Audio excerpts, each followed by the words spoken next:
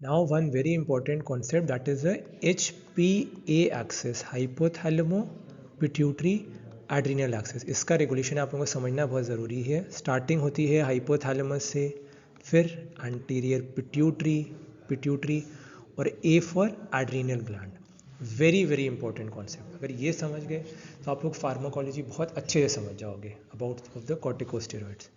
सो इसमें regulation of secretion of cortisol दिखा रहा है ये diagram by the adrenal cortex. जैसे मैंने बताया था दो parts, cortex and medulla. Stress और बाकी जो स्टिमुलाई होता है वो क्या करता है, stress and other stimuli.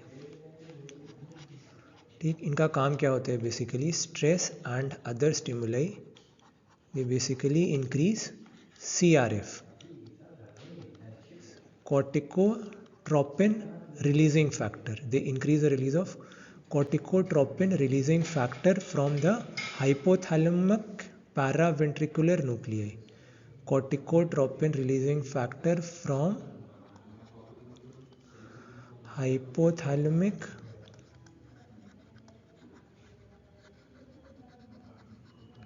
Supraoptic और पैरावेंट्रिकुलर न्यूक्लिया के बारे में आप लोगों को जानकारी होगी, पहले पढ़ा होगा फिजियोलॉजी में फर्स्ट ईयर में। Hypothalamic paraventricular nuclei. ठीक, so they increase corticotropin releasing factor. CRF stands for corticotropin releasing factor. Corticotropin releasing factor. This is secreted from the hypothalamic paraventricular nuclei and this is carried by the hypophyseal portal vessels to the anterior pituitary. ठीक है, it is carried by the hypophyseal portal vessels. Hypophyseal portal vessels,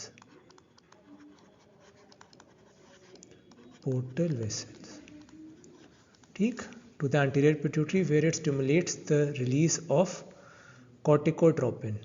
ठीक, anterior pituitary पे stimulates the release of corticotropin. This is basically corticotropin, इसको stimulate करता है। ACTH is nothing but adrenocorticotropic hormone और this acts on the adrenal cortex to increase the release of adrenal steroids. ठीक है, ये मैं पहले ही बता चुका हूँ। याद करने के लिए आपको इजी हो, जो जो लेयर्स होती हैं अलग अलग, zona glomerulosa, zona fasciculata, zona reticularis. The deeper you go in the sweeter it gets.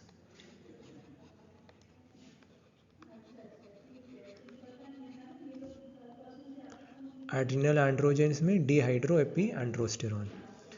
ठीक है, तो ये हो गया रिलीज ऑफ एड्रिनल स्टेरॉइड्स। जो एल्डोस्टेरॉन का रिलीज होता है that is primarily regulated by the renin angiotensin aldosterone system. और कॉर्टिसोल जो होता है वो फीडबैक इनहिबिशन एक्सर्ट करता है यहाँ पर और यहाँ पर, to inhibit the release of both. ACTH का भी रिलीज नहीं होगा पिट्यूटरी से और कॉर्टिकोट्रोपिन रिलीजिंग हार्मोन का भी रिलीज नहीं होगा फ्रॉम द हाइपोथैलेमस।